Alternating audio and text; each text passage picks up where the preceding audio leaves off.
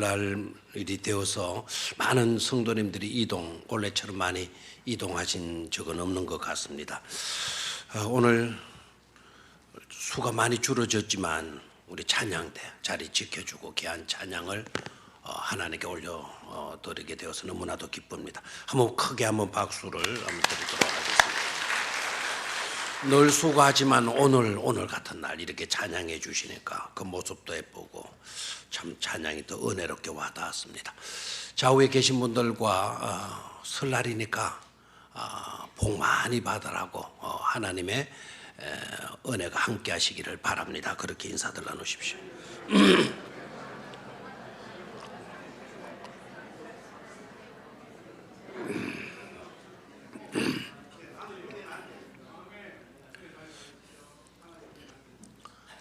열심히 잘하셨는데 저들끼리만 잘해요. 저하고는 전혀 소통이 없네요. 하나님이 여러분들 위해 충만한 은혜와 복을 베풀어 주시기를 축원합니다. 감사합니다. 앉아서 절받기지만 그래도 축복을 받게 되니까 너무 감사합니다. 여러분 설날 하게 되면 어떻습니까? 새 마음, 새 사람이 되었습니까? 1부 예배, 2부 예배를 마치고 어때요? 설날 되는데 새 사람 됐나요? 그러니까 한 분이 이렇게 이야기를 해요. 새 사람 되기는커녕 헌 사람 됐습니다. 그래요? 헌 사람. 된 거는 나이만 하나 꼴깍 더 먹게 되었다고, 나이가 더 많아졌다고, 그래서 더 늙어진 것밖에 없다는 말씀을 했습니다. 회의적인 생각을 가지고 계셨구나 생각을 하다가 그게 아니라 맞는 말씀을 하셨네, 맞는 말씀을 하셨네라는 깨달음이 왔습니다. 양력의 일을 이루리건 음력의 일을 이루기는 건 1월 1일이 되면 우리가 새해가 되어진다고, 새해를 맞이하게 되었다고 말들을 하지만 양력의 1월 1일이건 음력의 1월 1일이건 그 1월 1일이 신정이건 구정 설날이건 그 날이 우리를 새롭게 해주는 것은 아니지 않느냐.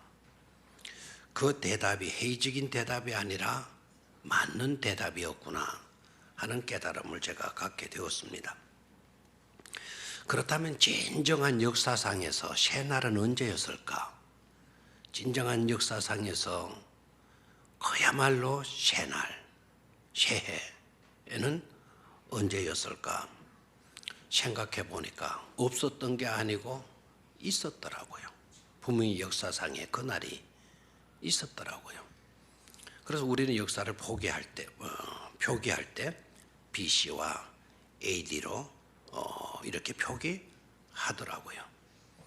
원력의 날짜가 기준이 된 것 아니고 예수 그리스도가 기준이 되어서 예수 오시기 이전의 시대와 예수 오시고 난 이후의 세대로 이렇게 역사의 분기점을 찍고 있는 것을 우리가 알잖아요.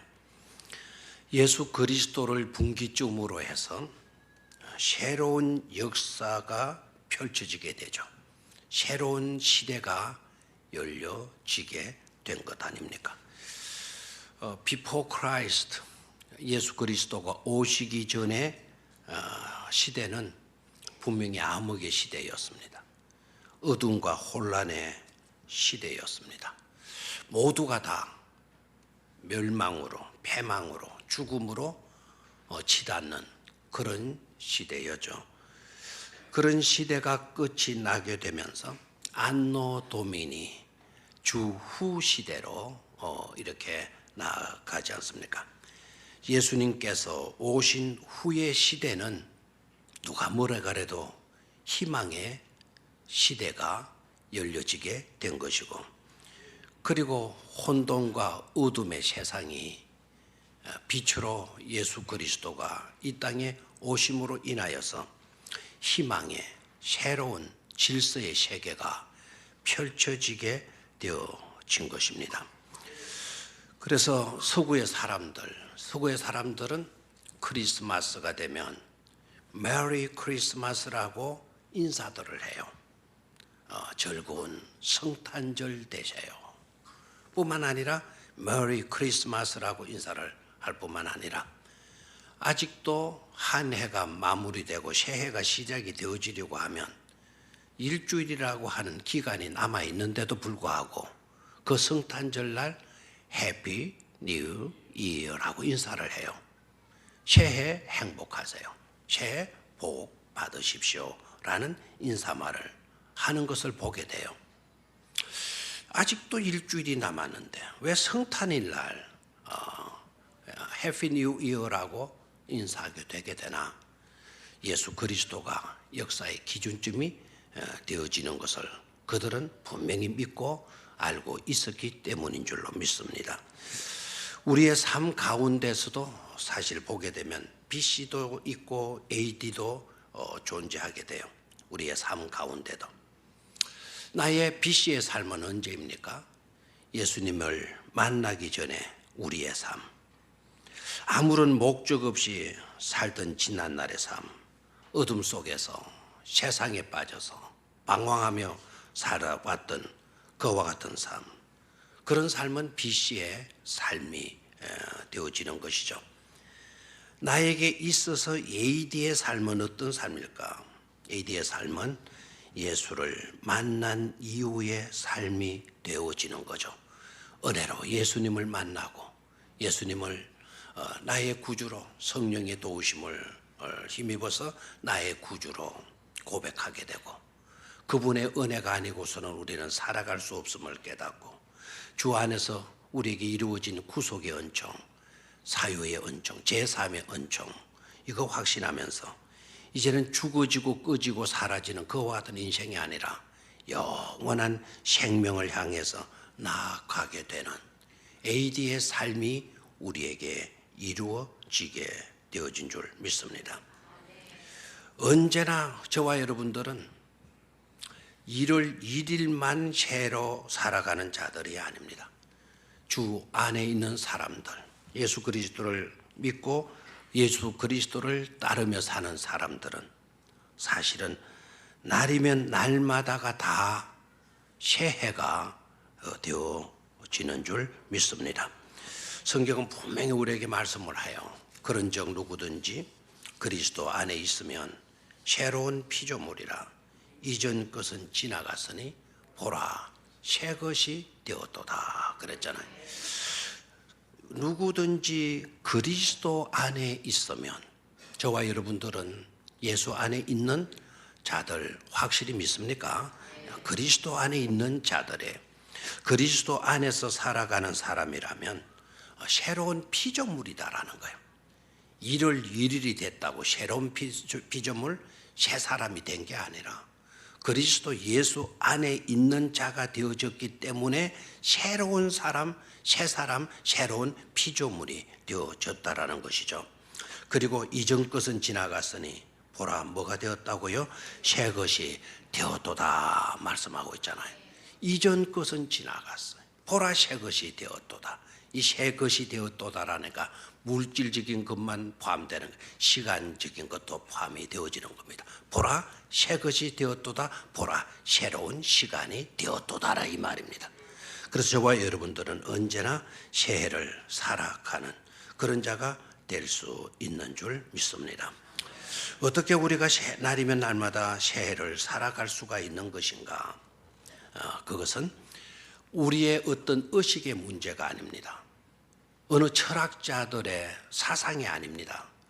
우리가 날마다 새로운 삶, 새해를 살아갈 수 있게 되어진 것은 예수 흘리신 피가 예수 그리스도가 골고다 산상에서 십자가에서 흘려주신 그 피가 우리의 심령 가운데 뿌려진 피가 되어진 일로 나의 BC와 나의 AD가 분명히 설정되게 된 것입니다. 그 일로 인하여 BC와 AD의 변화된 삶을 살게 되어지는 것입니다.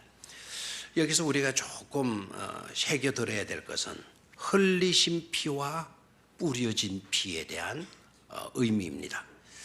흘리신 피는 뭐고 뿌려진 피는 뭐냐? 그게 그것 아닌가 하는 생각도 들 수 있지만 그런 엄연한 차이가 있습니다. 흘리신 피는 예수님께서 2000년 전에 그 갈보리 골고다 언덕에서 십자가에 피 흘려 주신 그 피를 말해요. 흘리신 피입니다. 2000년 전에 역사상 2000년 전에 십자가에서 흘리신 피를 의미하게 됩니다. 그 피가 얼마나 대단하냐. 그 피 때문에 그 누구도 그 어떤 것으로도 해결될 수 없었던 모든 죄가 다 폐기 처분되게 되어진 것입니다. 흘리신 피 아니고서는 그 엄청난 죄들을 폐기 처분할 수가 없게 되어졌는데 그 피가 흘리신 피가 그 모든 죄를 폐기 처분해 버릴 수 있게 만든 겁니다. 그런데 역사상 그 흘리신 피가 그와 같은 놀라운 능력, 놀라운 힘, 놀라운 은혜를, 놀라운 복을 안겨주시는 것일지라도 그 피가 우리의 심령에 뿌려진 피가 되지 않게 되어진다면 우리의 삶은 절대로 변화로 나타날 수가 없는 것이죠. 그 피가, 흘리신 피가 저와 여러분들의 심령에 뿌려지게 되게 될 때 비로소 BC와 AD, 나의 삶에 있어서도 BC와 AD의 삶으로 나아가게 되어지는 것입니다. 주님의 피가 아니면 우리는 절대로 변화의 삶을 살 수가 없다. 새해가 됐다고 새 사람이 되느냐? 아니다. 흘리신 피가, 그 피가 내 심령에 뭐하게 될 때, 뿌려진 피가 되어질 때 우리는 비로소 새 날을 살아갈 수가 있게 되는 것이다 하는 것을 깨닫기를 축원합니다. 자, 그러면 이제 우리의 삶이 BC와 AD의 삶이 되도록 본문 속으로 들어가서 본문이 말씀하시는 메시지를 보도록 하겠습니다. 첫 번째로 8절에 한번 따라하십시오. 은혜를 주시는 하나님. BC와 AD의 삶을 살아가려고 하면 하나님께서 우리에게 뭐를 주셔야 된다? 은혜를 주셔야 된다라는 거예요. 은혜를 주셔야 된다. 그런데 놀랍게도 성경은 하나님께서 우리에게 은혜를 주신다고 말씀을 하시고 계세요. 8절 앞부분입니다. 하나님이 능히 모든 은혜를 너희에게 넘치게 하시나니. 하나님이 능히 모든 은혜를 너희에게 넘치게 하시나니. 다시 한 번 더 보겠어요. 하나님이 능히 모든 은혜를 너희에게 넘치게 하시나니. 뭐를 넘치게 하신다고요? 은혜를. 누구에게? 너희에게. 아마 여러분들이 대답이 좀 작은 것을 보게 되면, 아멘이 좀 적은 것을 보게 되면 너희에게 그러니까 나는 아닌 것 같은 생각을 가지는 것 같아요. 여기에 너희는 바로 누굴까요? 오늘 이 말씀을 들어야 되는 우리인 줄로 믿습니까? 그러면 하나님이 능히 모든 은혜를 나에게 넘치게 하시나니라는 말씀 아닙니까? 그렇게 한번 자기 가슴을 두드리면서 자기에게 이 말씀을 선포해 보시기를 바랍니다. 시작. 하나님이 능히 모든 은혜를 나에게 넘치게 하시나니. 아멘. 나에게 넘치게 하시나니. 그것도 능히입니다. 능히라는 말은 하나님에게는 불가능이 없다라는 거예요. 얼마든지 무엇이든지 가능하시다라는 거예요. 하나님이 하신다면 모든 것이 다 무엇이다? 가능하시다라는 거 아닙니까? 능히. 그 다음에 모든 은혜를 이야기해요. 모든 은혜를. 우리에게 필요한 것이라면 그 어떤 것이라도 다 뭐하여 주신다라는 겁니까? 공급하여 주신다라는 거예요. 값없이 그냥 주신다라는 겁니다. 모든 은혜라는 것에 유념을 하시기를 바라요. 모든 은혜. 다시 한번 뭐라고요? 모든 은혜. 우리가 필요한 것 모든 것에 대해서 하나님은 은혜로 공급하여 주신다는 거예요. 근데 여기에서 좀 모든 은혜가 갖는 의미인데요, 그 영역이 우리에게 필요한 것, 우리에게 좋은 것들에게만 있어야 할 것들만 공급해 주시는 그런 수준의 모든이 아니고, 여기에 모든은 우리에게 있어서 없어야 좋을 것, 불필요한 것들, 그와 같은 것들까지 제거해 주시는 은혜를 포함하고 있어요. 아멘입니까? 있어야 할 것으로 모든 은혜를 주실 뿐만 아니라 그 모든 은혜 속에는 내게 있어서는 안 될 것을 뭐 해주시는 은혜, 제거해 주시는 은혜까지 내포하고 있다, 포함하고 있다라는 것을 알아야 돼요. 아시겠습니까? 자, 그 다음에 너희에게 그랬습니다. 아까 너희라는 말을 나에게로 바꾸었지만 너희에게라고 하는 이는 대상을 딱 지정을 해주고 있어요. 지금 내 말을 듣고 있는 너희에게 모든 은혜를 능히 넘치게 하시나니. 누가? 하나님이. 그래서 대상을 딱 지정하셨는데 그 대상이 누구냐? 주님을 따르는 사람들, 주님의 사랑의 대상이 된 자들을 의미하게 되어지는 거죠. 저와 여러분들이 주님을 따른다면, 저와 여러분들을 우리 하나님께서 사랑해 주시고 계신다면, 하나님의 사랑이 대상이 된 우리에게 하나님께서 모든 은혜를 능히 뭐하게 하신다? 넘치게 하여 주신다라는 말씀입니다. 넘치게 하시나니라는 이 단어, 넘치게 하시나니라는 별 설명이 필요 없는 단어 아니겠습니까? 넉넉하도록 하신다, 흘러 넘치게 하여 주신다, 충만하게 베푸신다라고 하는 그런 뜻이죠. 사실 하나님은 넘치시는 분이신 줄로 믿습니다. 은혜가 넘치시고 사랑이 넘치시고 긍휼이 넘치시고 지혜가 넘치시고 용서가 넘치시고 능력이 넘치시는 그런 분이십니다. 모든 것에 제한이 없어요. 끝이 없으신 분이세요. 이 세상 모든 필요를 다 채우고도 남으실 그와 같이 넉넉하신 분이실 뿐만 아니라 아낌없이 베푸시고 인색하지 아니하시는 분이 바로 누구이시다? 하나님이시다. 그 하나님이 능히 모든 은혜를 너희에게 나에게 넘치게 하시나니, 이 믿음을 가질 수 있게 되기를 축원합니다. 이 믿음을 우리가 분명히 가지게 되게 되면 올 한 해 살아가는 동안 걱정에서 자유할 수가 있는 줄로 믿습니다. 불안에서 자유할 수가 있는 줄로 믿습니다. 두려움에서 자유할 수 있는 줄로 믿습니다. 우리들의 문제가 어떠하든지 그런 것쯤은 하나님께서는 문제가 될 수가 없는 것 아니겠어요? 하나님의 은혜가 임하기만 하면, 하나님이 우리 편이 되셔서 우리를 도와주시기만 하면 그 어떤 문제이든지 간에, 혹시 우리가 무엇을 하든지 어디에 있든지 하나도 그런 것은 문제가 되지 않을 줄로 믿습니다. 감옥에 있다 하더라도 두려움 없어요. 내가 지금 가난한 입장에 있다 하더라도 두려움 없어요. 혹시 실직을 당하였다 하더라도 걱정할 필요가 없어요. 하나님은 능히 모든 은혜를 너희에게 넘치게 하시는 분이시란 말입니다. 그런 믿음을 가지실 수 있게 되기를 축원합니다. 얼마 전에 기독교 방송에서 한 분이 나와서 간증하는 걸 들었는데, 대담 가운데 간증하는 것을 들었는데, 그분이 옛날에 정치적인 그와 같은 것이 막 휘말려 가지고 본의 아니게 감옥에 들어가서 무려 옥고를 6개월 동안 지냈대요. 여러분, 감옥에 6개월, 그것도 뭐 정치적인 것이 휘말려가 들어가게 되면 사람 분통 터지는 것 아닙니까? 그런데 이분이 감옥에 들어가는데, 그래서 이분이 굉장히 원망하고 짜증하고 막 불평하고 부끄러워하고 이럴 줄 알았는데, 자기가 태어나가지고 일생일대에 그렇게 행복을 느껴본 적이 없다라는 거예요.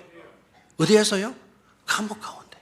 막 세상 나오니까 온갖 것으로 시달리고 뭐 온갖 말들이 시달리는데, 감옥에 들어가니까 뭐 전화 오는 것도 없고 뭐 만날 것도 없고 뭐 그렇게 편안하게 지내게 되어졌다고. 여러분 어떻습니까? 그분이 그냥 그렇게 편안하게 지낼 수가 있었겠습니까? 그 시간에 그는 성경 읽고 그 시간에 기도하고 그 감옥 속에 있었지만은 능히 모든 은혜를 너희에게 넘치게 하시는 하나님의 은혜가 그의 심령에 임재하였기 때문인 줄로 믿습니다. 그런 은혜로 인하여서 우리는 새해를 변화된 삶으로 BC와 AD의 삶으로 분명히 살아드릴 수 있는 줄로 믿습니다. 두 번째로 우리의 삶이 BC와 AD의 삶이 되도록 본문이 말씀하시는 메시지는 뭔가 하니까 심는 자에게 주시는 하나님이시. 한번 따라 하십시오. 심는 자에게 주시는 하나님. 10절 말씀을 같이 읽습니다. 시작. 심는 자에게 씨와 먹을 양식을 주시는 이가 너희 심을 것을 주사 풍성하게 하시고 너희 의의 열매를 더하게 하시리라. 아멘. 씨와 먹을 양식을 누구에게 주신다고 했습니까? 누구에게? 심는 자에게 주신다고 하셨습니다. 씨와 먹을 양식을 심는 자에게 주신다고 했습니다. 풍성하게 주신다고 했습니다. 너희 의의 열매를 더하여 주신다고 말씀을 하였습니다. 누구에게? 심는 자에게 주신다고 말씀하고 있습니다. 여기에서 일단 우리는 두 가지를 좀 유의해서 봐야 돼요. 빈둥거리는 사람에게 주시는 것이 아니라 심는 자에게, 게을름 피우고 농땡이 치는 그런 사람에게가 아니라 심는 자에게, 부지런히 일하는 사람에게 하나님은 의의 열매를, 씨와 양식을 풍성하게 마신다, 주신다라는 말씀이에요. 또 한편으로는 씨와 먹을 양식을 심는 자에게 주신다라고 했을 때 의문이 있을 법해요. 오해가 있을 법합니다. 깔 바르트가 이야기한 대로 은혜는 반드시 임해야 돼요. 그렇지 않으면 은혜가 아닌 것입니다. 은혜는 반드시 임해야 하는데 그런데 심는 수고를 하는 자에게 주신다면, 심어야 한다면, 심는 자에게 주시는 것이라면 그건 은혜가 아니지 않느냐라고 하는 그런 의문이 생기게 되는 것이죠. 심지 않으면 하나님이 은혜 주시지 않는다. 풍성한 은혜와 복을 주시지 않는다. 심는 것은 얼마나 힘들어요. 땅을 갈아야 되고 흙을 골라야 되고 그리고 씨를 파종해야 되잖아요. 수고가 따르는 일인데 그런데 그 수고를 감당하는 자에게 은혜를 주신다고 한다면 이건 순전한 은혜가 아닐 수 있지 않느냐라고 하는 의문이 일어날 수가 있죠. 그럴 때는 여러분 항상 쉽게 결론을 내리지 말아야 돼요. 이상하다 싶으면 어떻게 하라 그랬어요? 멈추라 그랬죠. 그렇죠? 뭐가 이상하다 싶으면 한번 새겨보고 밭을 가다가도 이상하다 싶으면 멈추어서 파보라 그랬죠. 이때까지 밭을 갈았는데 이런 일이 없었는데 쟁기에 뭐가 또 걸려요. 그러면 그냥 지나가지 말고 어떻게 하라고요? 쟁기를 채워놓고 그 부분을 파봐야 되잖아요. 그럼 혹시나 강도들이 막 보석을 훔쳐 나와가지고는 놔둘 데가 없어가지고 그 밭에 파묻어 놓을 수도 있잖아요. 성경을 읽다가도 이상한 점이 있다고 한다면 그냥 지나가지 말고 일단 멈춰서 묵상해 보라는 거예요.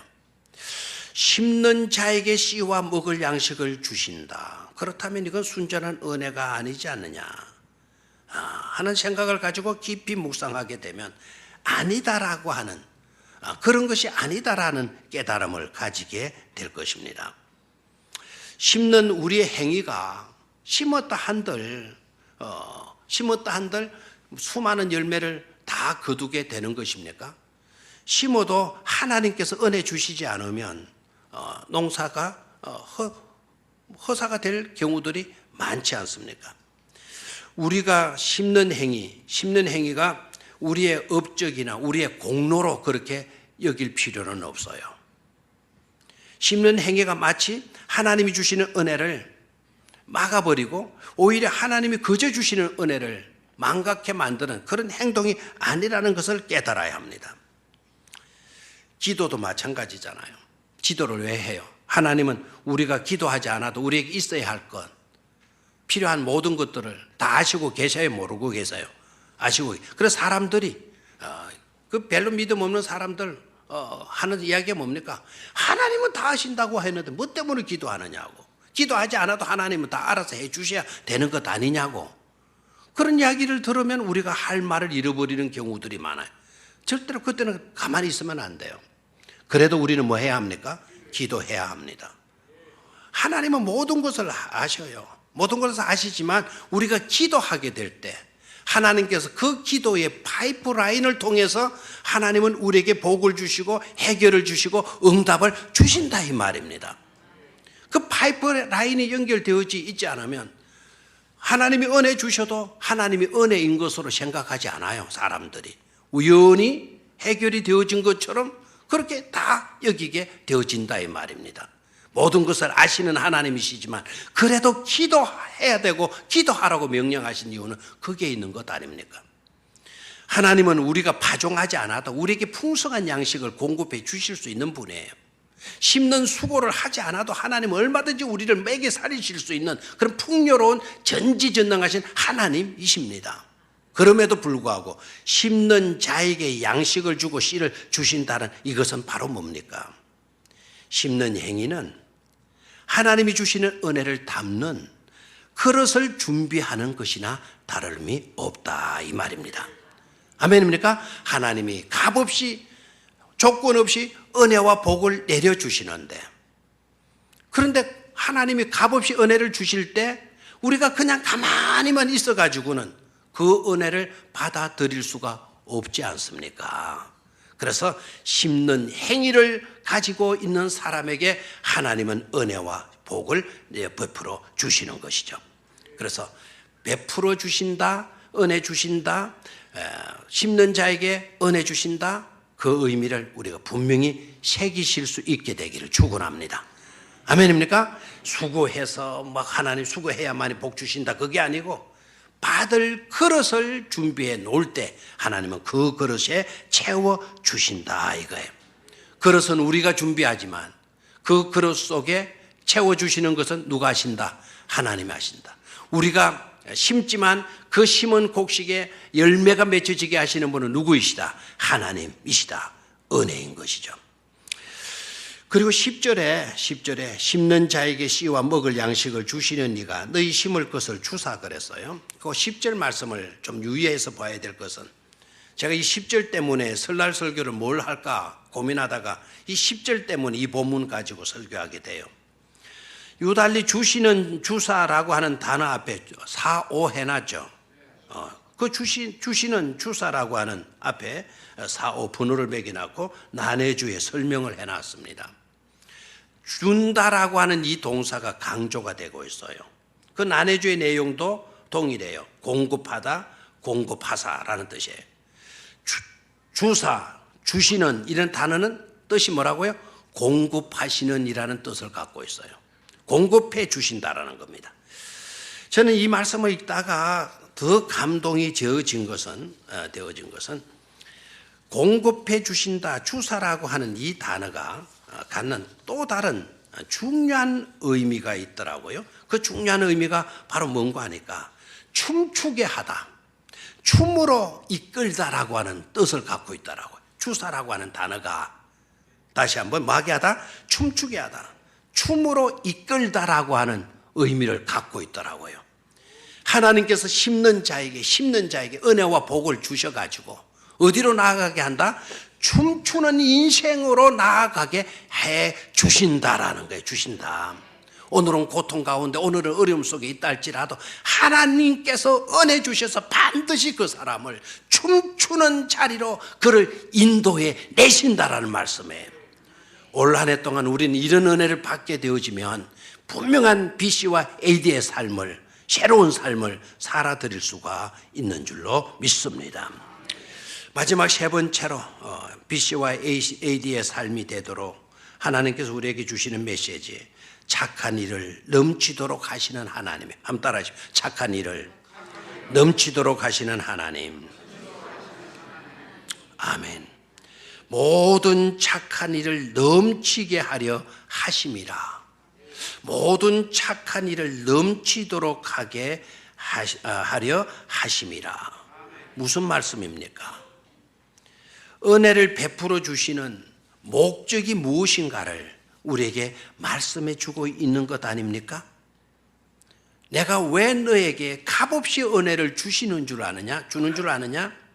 너로 하여금 은혜 받아서 은혜 받은 네가 착한 일을 넘치게 할 수 있도록 하는데 있다라는 것이죠.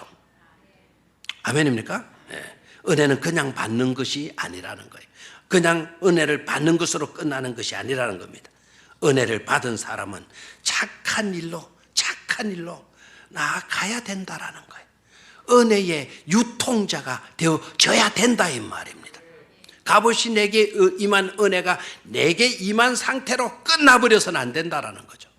내게 은혜가 임하였으면 그 임한 은혜가 내 삶을 BC와 AD의 삶으로 변화시켜 놓고 변화시킨 나를 통해서 다시 그 은혜가 이웃에게, 남에게, 가난한 자에게, 어려운 사람에게 흩어질 수 있도록, 유통될 수 있도록 하시는데 그 목적이 있다라는 것이죠.